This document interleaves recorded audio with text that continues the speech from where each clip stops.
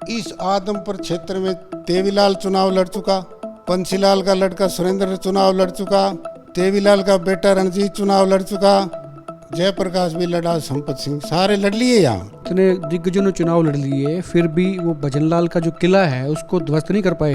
तो आज ये कैसे उम्मीद कर सकती है कांग्रेस की उसको नेस्तनाबूद कर देंगे? बड़ा आराम से। एक तो ये बता दिया कि अब चीफ मिनिस्टर के नाम का वोट नहीं मिलेगा। नंबर 2, बीजेपी से इतनी देहात के लोगों को इतनी नफरत है, बहुत ज़्यादा, जितनी कुलदीप से नहीं है। कुलदीप ने पिछली बार कांग्रेस चुनाव लड़ा जीत गया, अब कुलदीप चले गया बीजेपी में। बीजेपी में एक नफरती गढ़ में चला गया, इसलिए चुनाव नहीं जीता। अब किसान की, दलित की पार्टी कांग्रेस है, और दलित और किसान की पार्टी कांग्रेस है, तो दलित और किसान मिलकर के लड़ेगा। कांग्रेस पार्टी के एक किस्म से ये भजनलाल सिरमौर थे। पूरी मुट्ठी में कांग्रेस रखी, जब रहे पूरी मुट्ठी में कांग्रेस की, जो चाहे वो किया।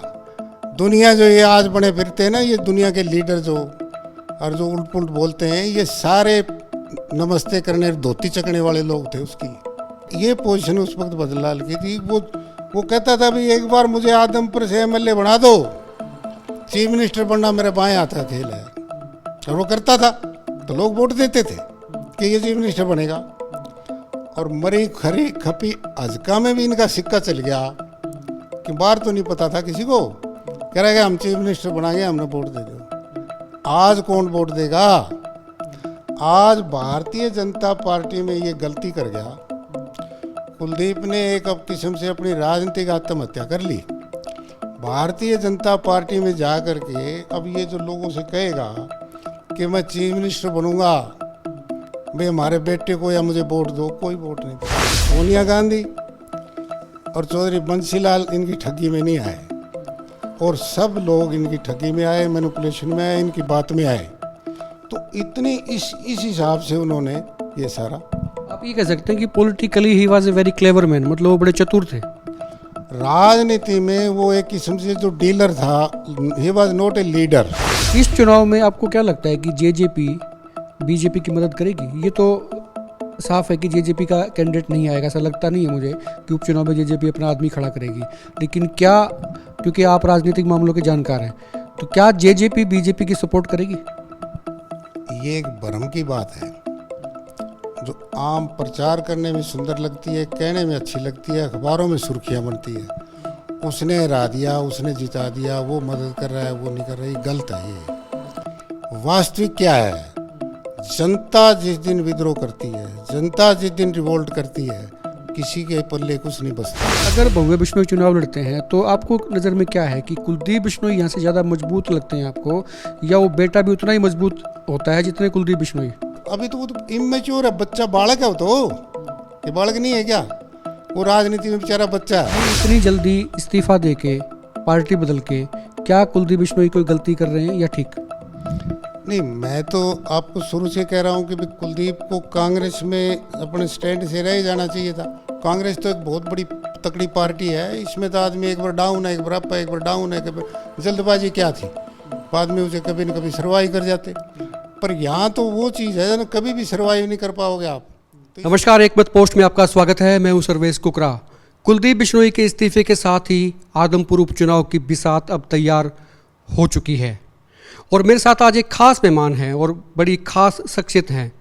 ये इंटरव्यू होगा और काफ़ी लंबा इंटरव्यू हो सकता है, लेकिन राजनीति में जो दिलचस्पी रखते हैं, राजनीतिक की जो जानकार हैं और जिनकी चुनाव में दिलचस्पी है, पॉलिटिकल पार्टीज़ में दिलचस्पी है और प्रदेश की व्यवस्था और स्थिति में दिलचस्पी है, समझते हैं जो राजनीति को, उनके लिए ये एपिसोड बहुत महत्वपूर्ण होगा। उनको वो जानकारी मिलेगी जो शायद आज तक वो जानकारी उनके पास थी नहीं, किसी ने बताई नहीं थी। मेरे साथ दरअसल मास्टर हरि सिंह हैं। 3 मुख्यमंत्रियों के करीब वो रह चुके हैं, 2 पूर्व मुख्यमंत्रियों के वो पॉलिटिकल सेक्रेटरी रहे हैं और अच्छे खासे ओहदों पे रहे हैं। और एक चुनाव उन्होंने भजनलाल के खिलाफ लड़ा आदमपुर में, और एक चुनाव कुलदीप बिश्नोई के खिलाफ भी लड़ा। तो राजनीति में आप समझ सकते हैं कि इनकी पकड़ कैसी है। पकड़ बहुत गहरी है, बहुत मजबूत है, और वो बातें, वो जानकारी इनके पास हैं जो शायद नई पीढ़ी के पास में आ ही नहीं सकती थी अगर ये बताते नहीं, मुझे ऐसा लगता है। इनसे बातचीत करेंगे। मास्टर जी, आदमपुर उपचुनाव की बिसात आज से शुरू हो गई है, बिछनी शुरू हो गई, क्योंकि कुलदीप बिश्नोई ने इस्तीफा दे दिया और ये माना जा रहा है कि कल बीजेपी में शामिल हो जाएंगे। उपचुनाव भी तय है कि आदमपुर में उपचुनाव होगा। आपने भी 2 चुनाव आदमपुर में लड़े, इसी परिवार के खिलाफ लड़े। एक भजनलाल के खिलाफ आपने चुनाव लड़ा, एक कुलदीप बिश्नोई के खिलाफ भी लड़ा। बाई इलेक्शन आपने एक लड़ा। चुनाव तो चुनाव होता है सर, वो जो बाई इलेक्शन हो चाहे दूसरी इलेक्शन हो। दूसरी बात, आप देवीलाल के साथ भी रहे, आप ओम प्रकाश चौटाला के साथ भी रहे, आप बंसीलाल के साथ भी रहे, उनके पॉलिटिकल एडवाइज़र आप रहे। तो ये बहुत बड़ा एक कार्यकाल रहा है। राजनीतिक तौर पर आपने कई मुख्यमंत्री बनाए हैं। एक तरीके से जो सलाहकार होता है उनका बड़ा रोल रहता है, जो हम समझते हैं। हालांकि हो सकता है आप इस तरह से आप ना डिस्क्राइब करें, लेकिन जो हमें लगता है वो ये कि जो भी पॉलिटिकल सेक्रेटरी होते हैं, जिन भी मुख्यमंत्री के रहे हैं, उनको मुख्यमंत्री कुर्सी तक लाने में उनका बड़ा योगदान रहता है और उनकी बड़ी गहरी सूझबूझ होती है राजनीतिक मामलों में। आज आदमपुर पे हमारा फोकस है, इसके बारे में कुछ जानकारी अभी आपसे लेंगे, लेकिन जो प्रारंभिक बात है वो ये कि गढ़ माना गया है भजनलाल का आदमपुर, लेकिन ये उपचुनाव जो रहेगा इसमें स्थिति आप क्या देखते हैं कुलदीप बिश्नोई की? पहले थोड़ा सा मैं ये बता दूं, नई पीढ़ी के लोग हैं कि आदमपुर विधानसभा क्षेत्र में आज तक क्या हुआ और कैसे राजनीति हुई। बिल्कुल, ये भी जरूरी है। वाकई जो नई पीढ़ी के लोग हैं, राजनीति कहाँ से शुरू होती है? ये कहा जाता है कि भजनलाल का गढ़ रहा है, वो कैसे राजनीति में आए, आदमपुर की पॉलिटिकल बैकग्राउंड क्या है, किस तरह का वोट बैंक है, क्या उनकी आइडियोलॉजी है वोटर्स की, इस पे भी सारी चर्चाएं करेंगे। और कुलदीप बिश्नोई का परिवार या भजनलाल का परिवार क्यों बार बार जीतता है, लगातार जीतता है, दावे किए जाते रहे, वो इसकी वजह क्या है, इन पे भी वास्तविक से चर्चा करेंगे। 1 नवंबर 1966 को हरियाणा बना और पहला चुनाव हरियाणा में 1967 में हुआ था। और उस वक्त आदमपुर विधानसभा क्षेत्र से ज्वाइंट पंजाब के मंत्री थे कैप्टन रणजीत सिंह डाबड़ा वाले, और आदमपुर क्षेत्र पड़ता था उनका।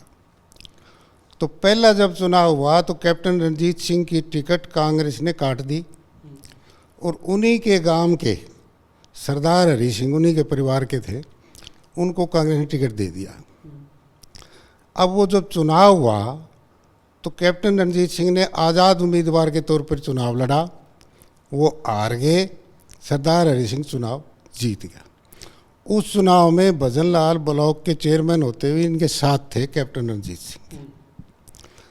कुछ दिन के बाद दल बदल हुआ और विशाल हरियाणा पार्टी राव वीरेंद्र सिंह मुख्यमंत्री बने, और जो सरदार हरि सिंह कांग्रेस की टिकट पर थे वो दल बदल करके और विशाल हरियाणा पार्टी में राव वीरेंद्र सिंह के साथ चले गए, मंत्री बन गए। थोड़े ही समय बाद फिर दल बदल हुआ और उधर से उधर, उधर से उधर हुआ। विधानसभा भंग कर दी गई और 1968 में फिर दोबारा चुनाव आए।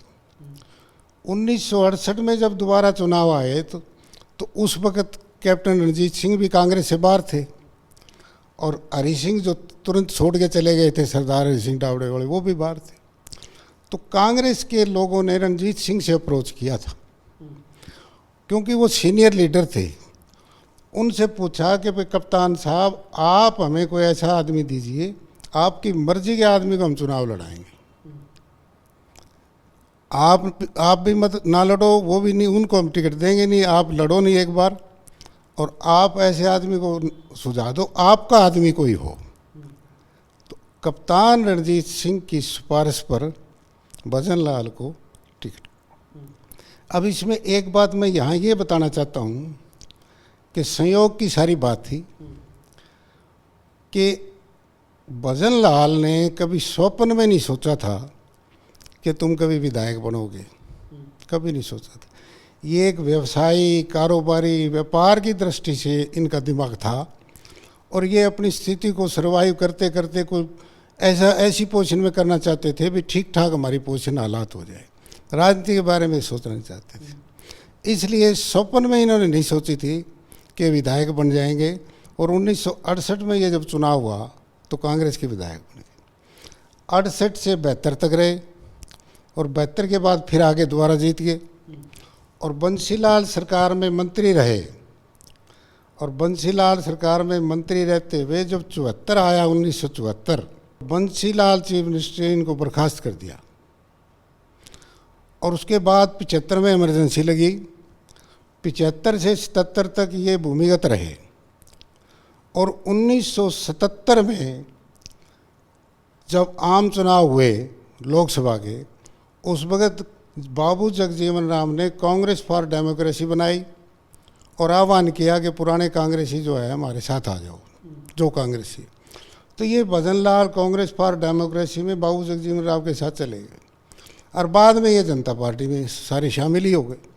तो 1977 में तीसरा जो चुनाव लड़ा वो जनता पार्टी के सिंबल पर भजन लाल ने चुनाव लड़ा और जनता पार्टी के सिंबल पर चुनाव लड़के ये जनता पार्टी के विधायक बन गए।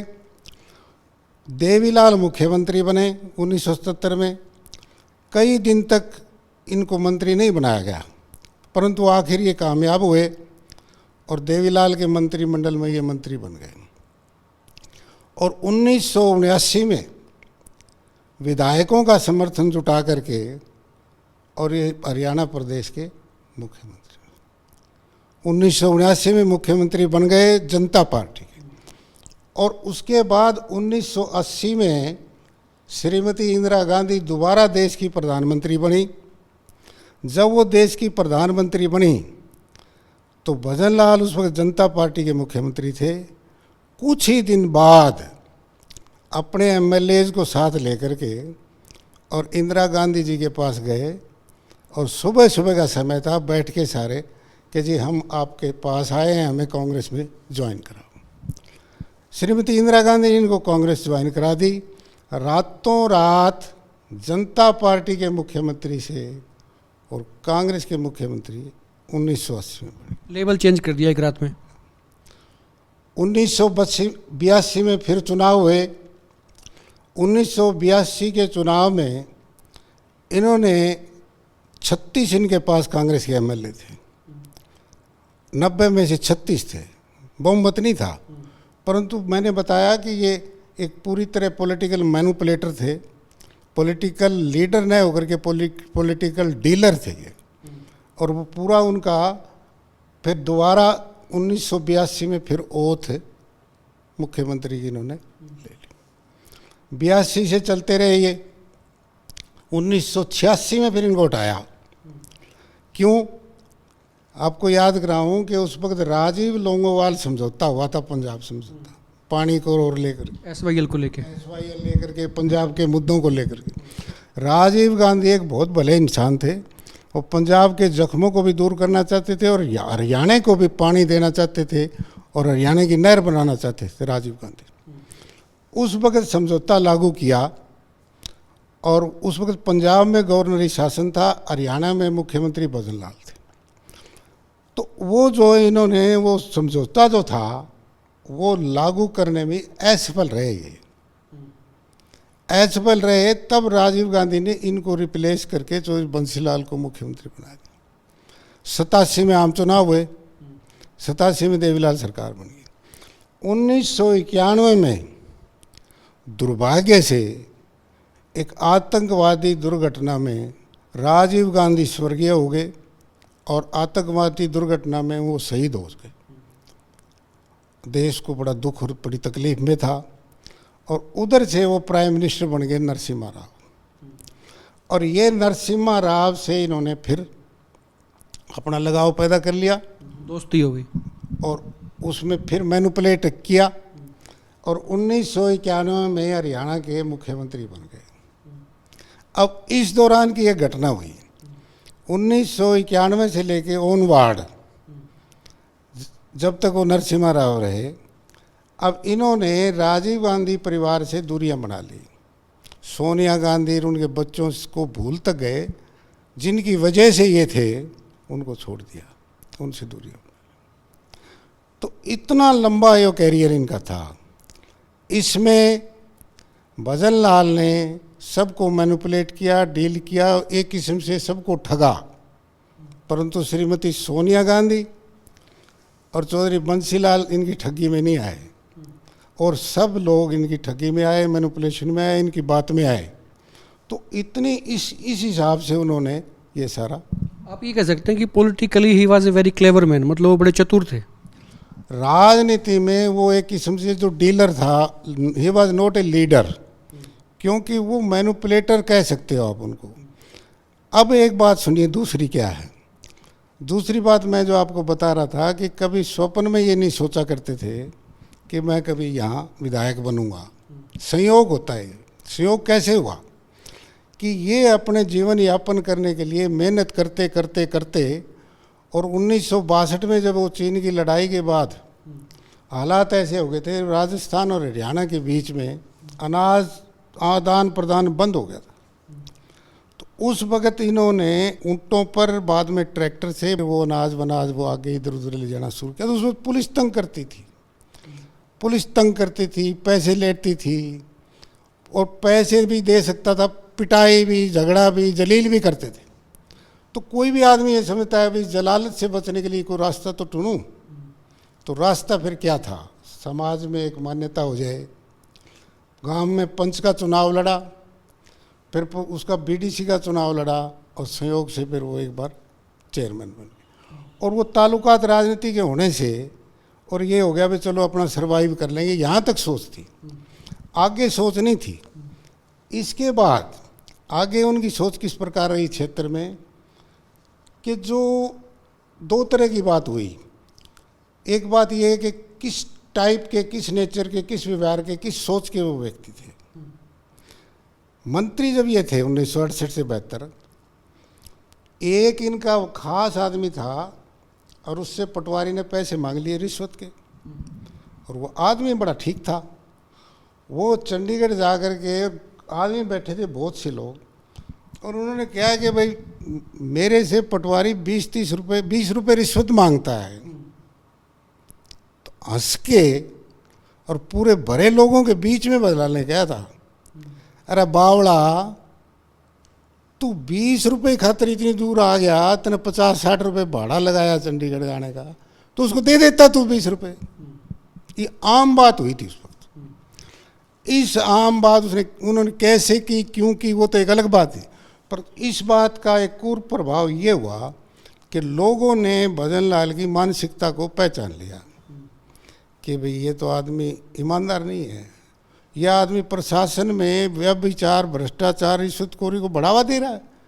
वो उसके खिलाफ एक्शन लेने के बजाय उसी को ये कहता है कि तू 20 रुपये दे देता है, वहाँ इतनी दूर आने की क्या जरूरत। उसके कारण से एक माहौल हुआ। जो ऐसे लोग थे जो अपने आप को ईमानदार या ईमानदारी सोच के ऊपर चलते थे, जो राजनीतिक वर्कर और लीडर और कोई भी यूथ था जो ईमानदारी की थी, वो एक किस्म से उन्होंने इससे अलगाव करके और सोच बना ली।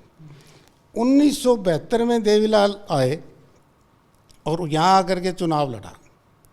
उस वक्त कोई पार्टी वार्टी तो होती नहीं थी नहीं, होती तो थी, उनकी नहीं थी कुछ। आज़ाद उम्मीदवार के तौर पर चुनाव लड़ा, और चुनाव लड़ के उन्होंने क्या किया कि डीएन कॉलेज और गवर्नमेंट कॉलेज, 2 कॉलेज होते थे हमारे, दोनों कॉलेज के छात्र जो आदमपुर क्षेत्र के थे, उनके वो रजिस्टर में से नाम देख लिए। तो कुल 17 बच्चे थे हम। एक आने का पोस्ट कार्ड डाला, और उसमें ये लिखा कि भाई मैं चुनाव लड़ रहा हूँ आदमपुर से, ये जो आपका विधायक मंत्री है ये भ्रष्ट है, और मैं इस भ्रष्टाचार को ख़त्म करने के लिए आपका सहयोग चाहता हूँ, और नौजवानों आप हमारी मदद करो। हम छोटे छोटे बच्चे 21 साल के थे। तो अब देखिए उस बात का हमारे भी जुनून हुआ, हम साथ लड़े चुनाव। इस प्रकार की बात तो ये एक पहले ये हुई। दूसरी एक घटना फिर हुई, जब ये चीफ मिनिस्टर बने। तो चीफ मिनिस्टर बने तो एक प्रचार हुआ बड़ा भारी कि एक इनका कोई चेयरमैन होता था, कोई बोर्ड का, कौन था मुझे ध्यान नहीं। ये प्रचार हुआ कि वो नौकरियां बेच रहे हैं, वो भी व्यापक हुआ, पूरा हर हरियाणा में हुआ। तो कहने का ये मतलब है, जिस वक्त पहले हरियाणा में और भी चीफ मिनिस्टर है, इस तरह की कहानी नहीं थी। जो एक व्यापक भ्रष्टाचार, हरियाणा में भ्रष्टाचार का नाम जो फैलाया और भ्रष्टाचार के जो जिम्मे लगा, उसके कारण उनका ये पूरे। अब आदमपुर विधानसभा क्षेत्र में एक ही बात कह करके कि भाई मैं आपको नौकरियां दूंगा, आपको ये करूंगा, काम दूंगा, तो उस हिसाब से आदमपुर क्षेत्र में कुछ एक और भी इसमें बात आई जैसे कि आदमी कैसे पहचाना जाता है, उसकी सोसाइटी से पहचाना जाता है। तो इसकी जो 5-7 आदमी जो इसके साथ थे, चारों तरफ रहते थे, और जो जो लोगों को कहीं नौकरी दिलाते थे, कोई करते थे, तो वो पैसे खाते थे बीच में। इसको तो पता था ना पता, उसका पता नहीं, लोगों में ये बात थी। एक आदमी सही था इसके पास, वो था पंडित रामजी लाल। वो एक बहुत सज्जन आदमी था और बड़ा सूधा आदमी था। उसने ही इसको काफ़ी बढ़ाया, मदद करी, वो ईमानदार भी था। तो इस तरह से ये माहौल में चलते चलते चलते चलते आगे ये काम। इसके दो फैक्टर हैं मास्टर जी। आपने कहा भी नौकरी खूब दी, तो दो चीज़ें तो इसमें हुई हैं। भाई नौकरी दी तो इसका मतलब ट्रांसपेरेंसी नहीं थी, पहली बात तो ये। दूसरी बात ये भी है कि हल्के के लोग तो बड़े खुश हुए, यहाँ पे नौकरी अब खूब दी गई। मैंने भी कई चुनाव में वहाँ विजिट किया है, तो लोग कहते हैं कि भाई भजन लाल ने हमारे यहाँ नौकरियाँ खूब दी हैं। इसके 2 मायने हैं कि भाई एक तो उन्होंने ख्याल रखा, लेकिन ये तय है कि ट्रांसपेरेंसी नहीं थी। नहीं तो आप ये नहीं कहते कि उन्होंने नौकरी दी। अगर सिस्टम से लग के आते तो आप ये नहीं कह सकते थे, लेकिन नौकरी तो दी अल्टीमेटली। हाँ, तो इसमें आप ये समझ सकते हो कि मैंने बताया ना कि अब ये चुनाव लड़ रहे हैं पीछे। अब पीछे ये चुनाव लड़ते लड़ते इनका वोट बैंक और ये किस तरह हिल रहा है। जो इनके आदमी थे उन्होंने जिस हिसाब से नौकरियां लगे और करे, वो सारे अब वही सारे इनके खिलाफ बोलते हैं उल्टा सीधा। अच्छा, एक लोग जानना चाहते हैं, ये भी दावा करते हैं, देखो जी आदमपुर ने हमें हमेशा जिताया है, आदमपुर ने हमेशा साथ दिया है, हम आज तक हारे नहीं है, आदमपुर ने कभी हराया नहीं। हालांकि लोकसभा चुनाव में तो आदमपुर ने पिछली बार भव्या को भी हरा दिया था, वो लायदा है, लेकिन विधानसभा चुनाव में आदमपुर इनके परिवार से बाहर नहीं गया। ये इसकी वजह क्या है? मतलब आदमपुर इतना गहरा इनको चाहता है, इनको छोड़ के नहीं जा सकता है, क्या चीज़ है, समीकरण क्या है? अच्छा, एक इसमें एक ईमानदाराना क्वेश्चन का उत्तर और मैं देता हूँ आपको कि मैंने बताया भजन लाल के बारे में बताया। अब कुलदीप है, कुलदीप ने अपनी नई पार्टी बनाई, जन हरियाणा अजका बनाई, हजका बनाई, और हजका बना करके पूरे प्रदेश में वो घूमे, और पूरे प्रदेश में घूम करके हो सकता है कुलदीप के दिमाग में अच्छी सोच हो, समर्थन भी लोगों ने खूब दिया उस वक्त, बड़ी ऐतिहासिक रैली रही थी। सुनिए मैं बताता हूँ, हो सकता है कोई सोच लेके बनाई हो पार्टी, पर उसका परिणाम क्या हुआ कि पार्टी बना करके 90 विधानसभा क्षेत्रों में जनता के बीच जब कुलदीप गया तो किसी ने कुलदीप को अब उसके पिता की सराहना करते हुए नहीं देखा। चीफ मिनिस्टर कोई बनता है भाग्य से बन गया, प्रयास से बन गया। चीफ मिनिस्टर 10 साल रहे, ये 10 साल मुख्यमंत्री रहने के बाद कोई मुख्यमंत्री एक तो काम करके जाए जो उसको हरियाणा भी याद रखे, देश भी याद रखे, औलाद भी याद रखे। नहीं, काम तो देखो उन्होंने मास्टर जी कई किए। हिसार में गुरु जम्बेश्वर यूनिवर्सिटी उन्होंने बनाई है और बहुत से काम किया, आदमपुर को उन्होंने डेवलप किया, तो हिसार के लिए तो कम से कम आप कह सकते हैं कि बहुत काम किया। इनको काम ना मानो, ये तो एक ड्यूटी होती है प्रशासन, ये तो जो गवर्नरी रूल हो तब भी होगा। राजनीतिक लीडर और मुख्यमंत्री जो काम करता है वो काम सुनो। जैसे चौधरी चरण सिंह जब उत्तर प्रदेश के मुख्यमंत्री थे और उन्होंने उस वक्त जब वो रेवेन्यू मिनिस्टर बने थे पहले, उस वक्त ये कानून बना दिया जमीन उसकी जो उसको काश्त करता है, ये काम था, और उस काम की बदौलत वो प्राइम मिनिस्टर तक पहुँचे। ये काम था उनका।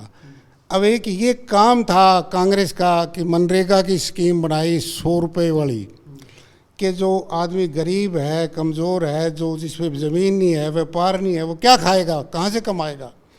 तो उसकी जो कम से कम भी 100 दिन का रोज़गार जो देने का था, ये काम था। लेकिन मास्टर जी आपने तुलना कर दी चरण सिंह जी से, तो वो एक लीडरशिप में एक नाम है, को कद है, ऊंचाई है, तो उसकी तो कंपेयर मैं नहीं कर सकता। कंपेयर कर दूं, 2 और भी करूँगा ना।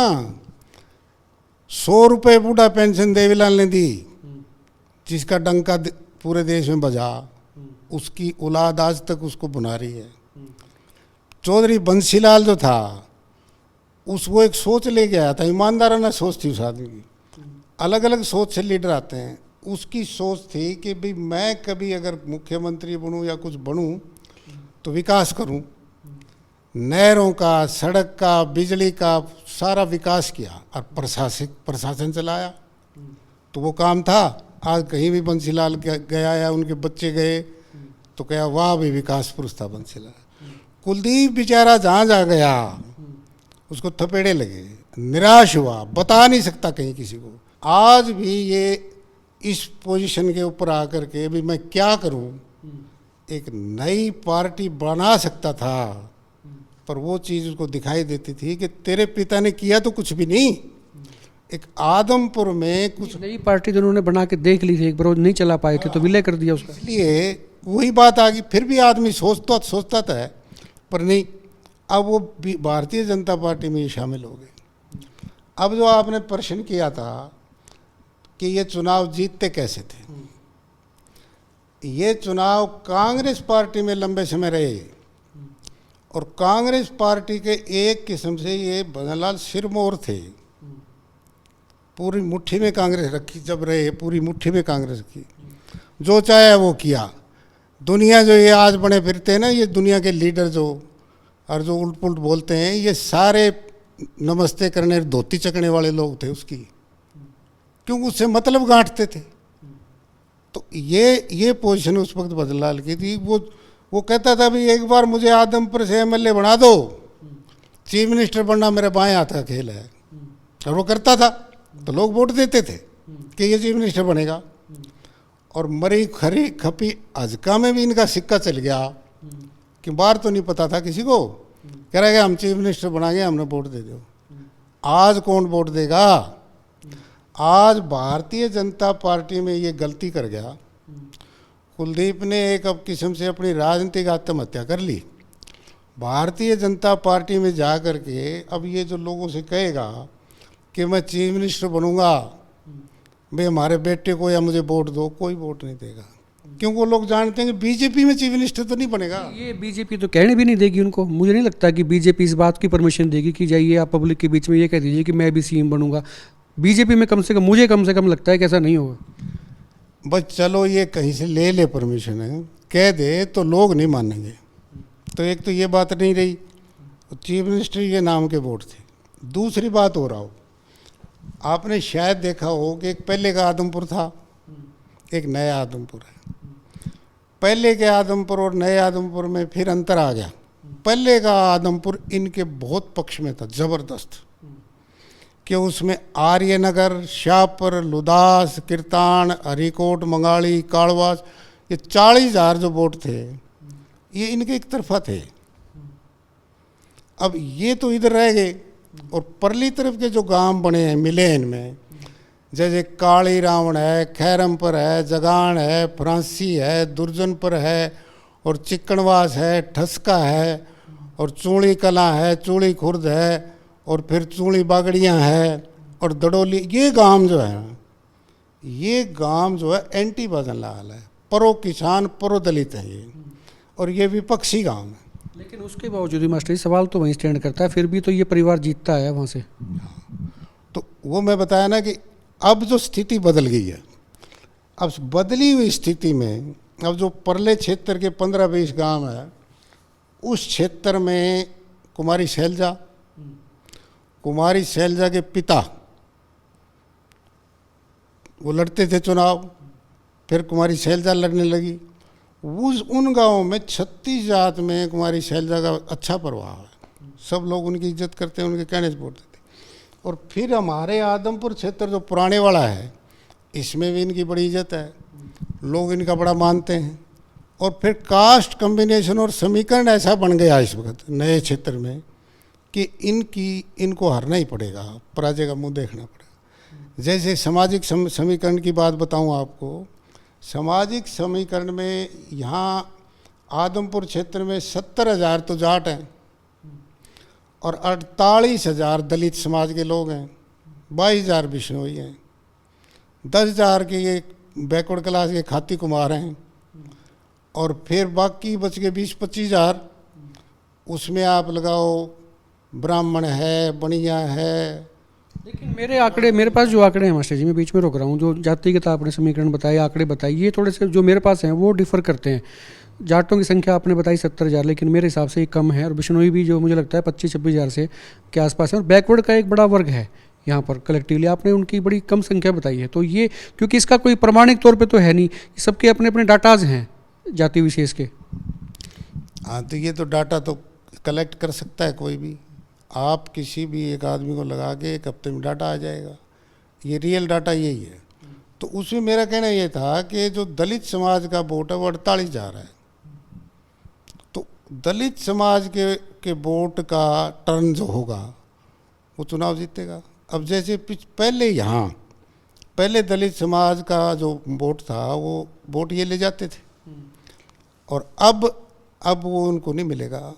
अब वो दलित समाज का वोट, अब क्यों, कारण है इसका, भाजपा पार्टी में ये चले गए। भारतीय जनता पार्टी को जो गांव देहात, दलित और किसान, मजदूर, उपेक्षित, पीड़ित और वंचित जो लोग हैं, ये एक सरमाएदारों की पार्टी मानती है, अमीरों की पार्टी मानते हैं इसको, और उसमें शहरियों की भी पार्टी मानते हैं किस। और दूसरा, आज जो स्थिति आ गई, एक तो शहरियों की ये पार्टी होगी, एक साथ में और होगी भी, जैसे केजरीवाल की आम आदमी पार्टी। तो आम आदमी, ये जो आम जनता है, लोग आदमपुर की या और कोई भी, ये सोचने को मजबूर है कि देखो, शहरी लोगों की पार्टी दो होगी, अपनी कोई पार्टी नहीं। अब किसान की, दलित की पार्टी कांग्रेस है, और दलित और किसान की पार्टी कांग्रेस है, तो दलित और किसान मिलकर के लड़ेगा। लेकिन मास्टर जी, दिक्कत ये है कि कांग्रेस के पास में इस हल्के में कैंडिडेट नहीं मिल रहा है उनको। वो कोशिश कर रहे हैं कि बाहर से एक्सपोर्ट की जाए, जयप्रकाश का नाम आ रहा है, और भी नाम आ रहे हैं। तो हो सकता है कि कांग्रेस इस तरह की तलाश में है कि कोई उनको मजबूत आदमी मिल नहीं रहा, और उनको ये भी डर लगता है कि बाहर का कोई आदमी आ गया तो लोकल वर्सेस बाहरी का कोई ना चल पड़े जुमला। अब ये कांग्रेस नहीं सोच रही कोई ऐसा। ये बताऊं, एक ये बात आपने अच्छा प्रश्न किया, बड़ा अच्छा प्रश्न। मैंने बताया कि भजनलाल मैनिपुलेटर और डीलर था। क्या करता था, देखिए आप, 1991 में मैंने चुनाव लड़ा भजनलाल के खिलाफ, और 9 सेगमेंट भी वाणी गए, सबसे ज़्यादा वोट मेरे अकेले के थे, और उस वक्त ये चीफ मिनिस्टर बने, उस पोजीशन में मैंने वोट लिए। 1996 का चुनाव आया, उससे पहले क्या हुआ, ये जब चीफ मिनिस्टर बने, इन्होंने हमारे ऊपर टाडा में केसेस दर्ज करे, ताकि एक बहुत ही स्ट्रॉन्ग आदमी, ईमानदार आदमी, अच्छे आदमी हैं, और ये अगर सर्वाइव करते रहे, चलते रहे, तो कभी न कभी तुम्हें हरा देंगे। तो वो मुकदमे भी हमने झेले, और वो हमें उस मुकदमों से जीत प्राप्त हुई। हम उनमें मुकदमे झेले, हमने इतना संकट झेला। न केवल आदमपुर, पूरा हरियाणा में वो बात, हमारा नाम चला। तो आदमपुर क्षेत्र में मेरे से दूसरा कोई नाम ही नहीं था लोकदल में। तो उस वक़्त गुरमेश बिश्नोई को टिकट दी लोकदल ने, 3000 वोट आए, चढ़ी हवा को काट दिया। फिर आगे उपचुनाव आया तो राजेश गोदारा को टिकट दी। कौन थे ये लोग? ये दोनों के दोनों भजनलाल के आदमी थे, और ये मैनिपुलेट करके इनको ऐसे टिकट इनको दे दो। हो गया मैनिपुलेट, इस आदमी को काटना जरूरी है, अदरवाइज ये हरा देगा हमें।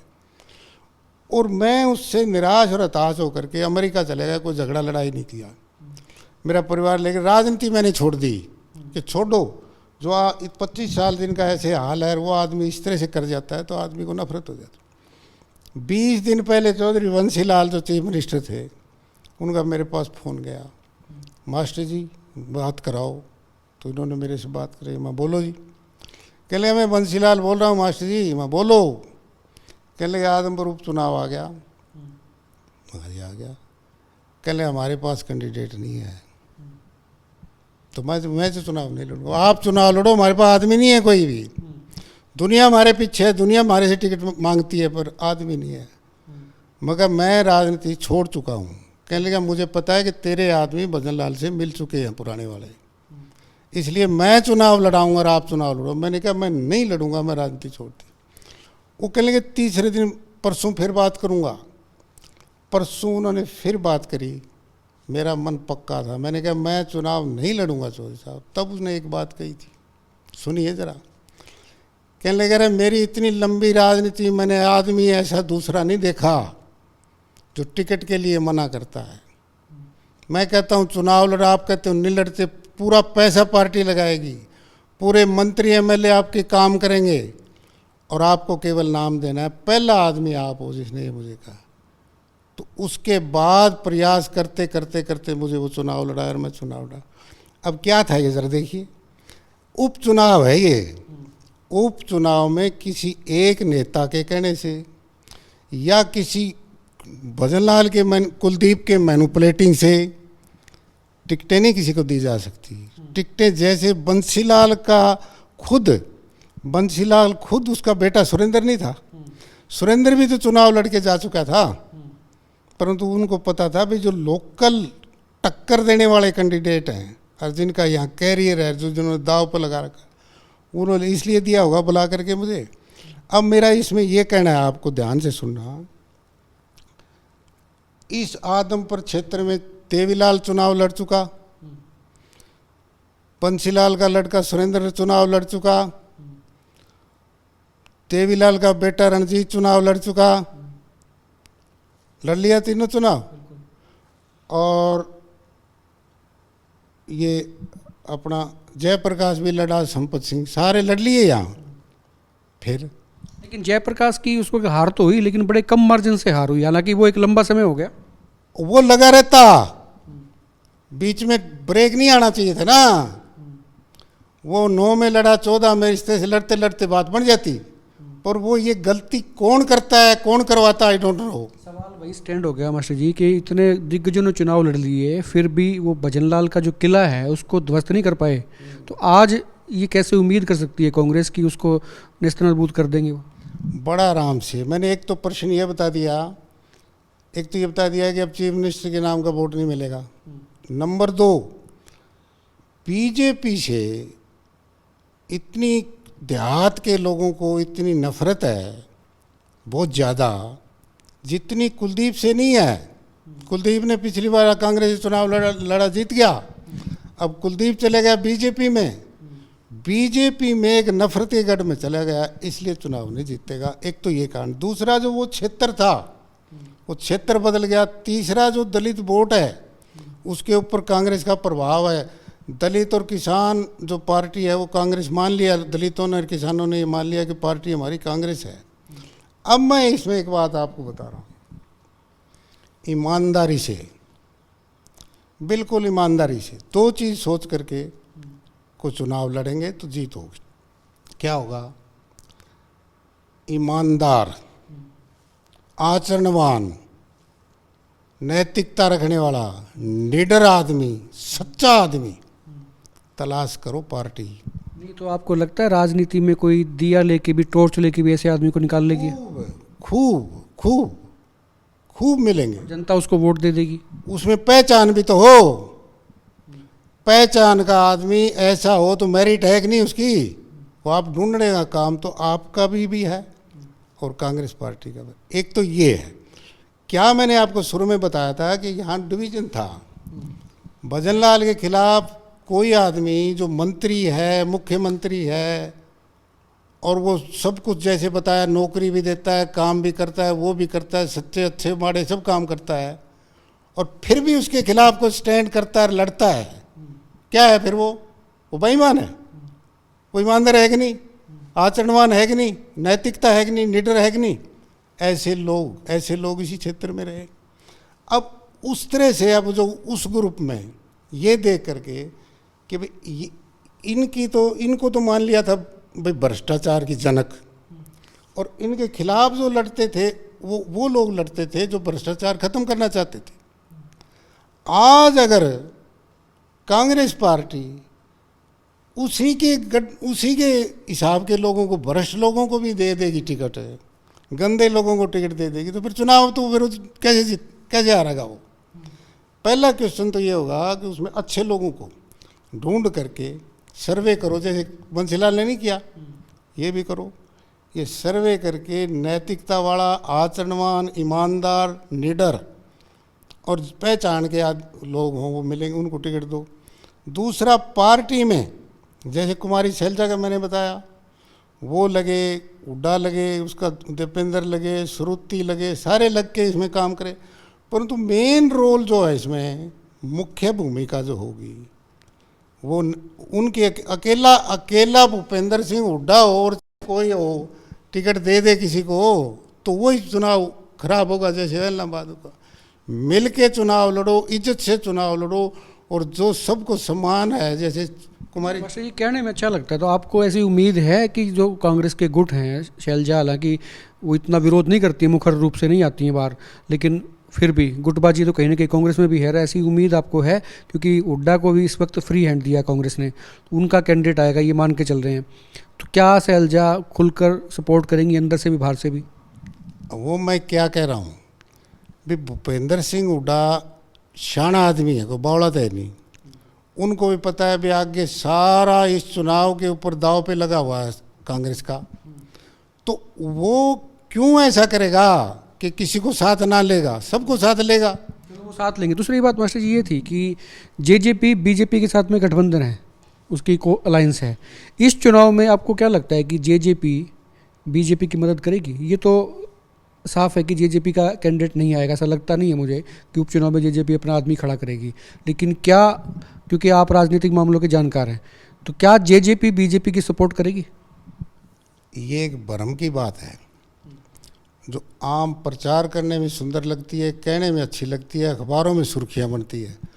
उसने हरा दिया, उसने जिता दिया, वो मदद कर रहा है, वो नहीं कर रहा है, ये गलत है। ये वास्तविक क्या है, जनता जिस दिन विद्रोह करती है, जनता जिस दिन रिवोल्ट करती है, किसी के पल्ले कुछ नहीं बचता। अब रिवोल्ट करती है तो करती है। पंजाब में क्या हुआ?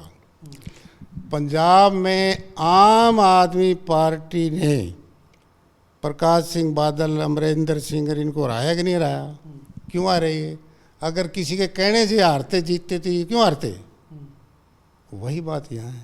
आज 54 साल का निचोड़ बता रहा हूँ, 54 साल का एक परिवार का वंश राज टूटेगा। लोग इंतजार में थे कि वो समय आए और तब इनका वंश राज टूटे, तो वो समय आ गया है। अब ये जो उपचुनाव है, इस उपचुनाव में 54 साल का वंशराज टूटेगा। और मैं तो एक अनुमान ही लगा सकता हूँ कि कांग्रेस सारा माइन्यूटली से सर्वे करा करके, कप्पड़ छाण का सर्वे करा करके, आम नीचे से ग्रास रूट पे सलाह कर करके कैंडिडेट उतार देगी।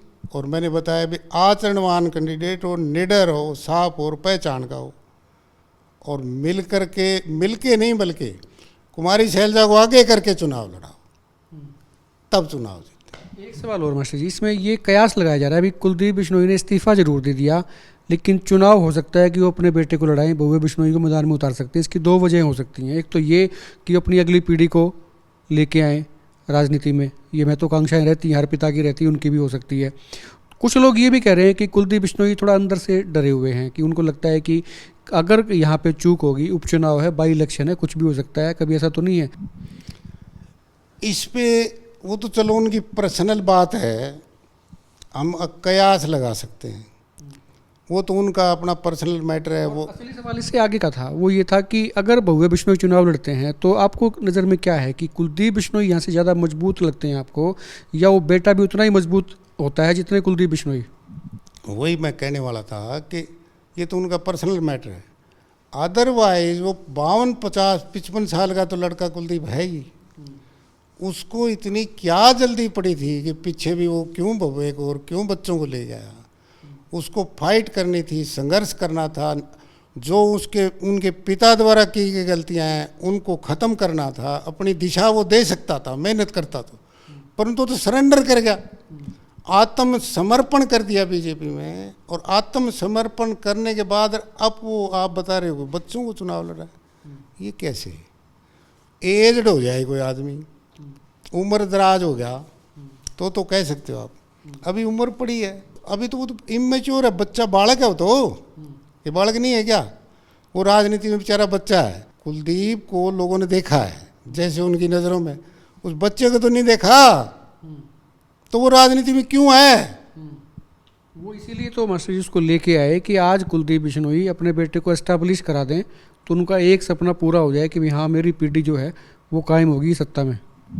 नहीं, मुझे इसमें मैं शंका में हूँ कि वैसे कोई क्यों करेगा कि सारी उम्र पड़ी, नौजवान है, हौसला भी है, बच्चे को क्यों ला रहा है? इसके ऊपर मैं समझ नहीं पा रहा। अभी मेरा ये क्वेश्चन पूरी तरह समझ नहीं आया। नहीं लाना चाहिए, खुद लड़ना चाहिए इसको, मैं ये समझता हूँ।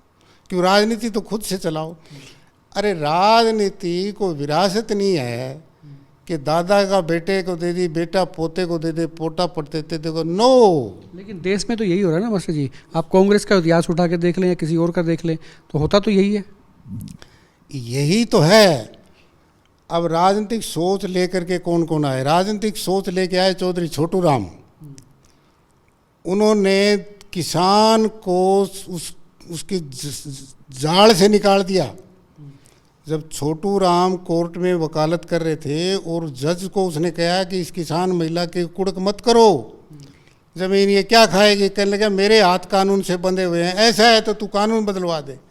उसने तुरंत समझ लिया कि ये काम राजनीति से होगा। पार्टी बनाई और चुनाव लड़ा और वो संकट से दूर किया किसान को। वो सोच थी। कांसी राम में ये दिमाग में सोच थी कि भी ये इतना बड़ा मुल्क है, इतने दलित लोग हैं इसमें, अब दलित का तो कोई एक स्टेट में मुख्यमंत्री बनता ही नहीं। तो उन्होंने अपने धुन जचाई, मन में सोच ली, सोच ले के प्रयास किया, पार्टी बनाई और त्याग किया और दलित का शासन उत्तर प्रदेश में कायम कर दिया। वो दूसरी सोच थी। डॉक्टर भीमराव अंबेडकर ने सोच थी कि भैया छुआछूत पीछे धकेलो।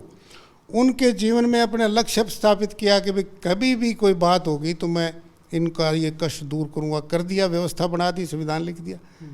ये सोच लेकर के जो राजनीति में लोग आते हैं, वो सोच लेके राजनीति में, राजनीति सोच की चीज़ है, राजनीति विरासत की चीज़ नहीं है कि मेरे पास आ गया तो मैं उसको बांट दूँ, उसको बांट दूँ। नो। इसलिए कुलदीप को दोबारा सोचना चाहिए, खुद लड़ो। अब ये कोई पार्टी का कोई मैटर, ये राजनीति का मैटर है, कोई विरासत का तो मैटर नहीं है।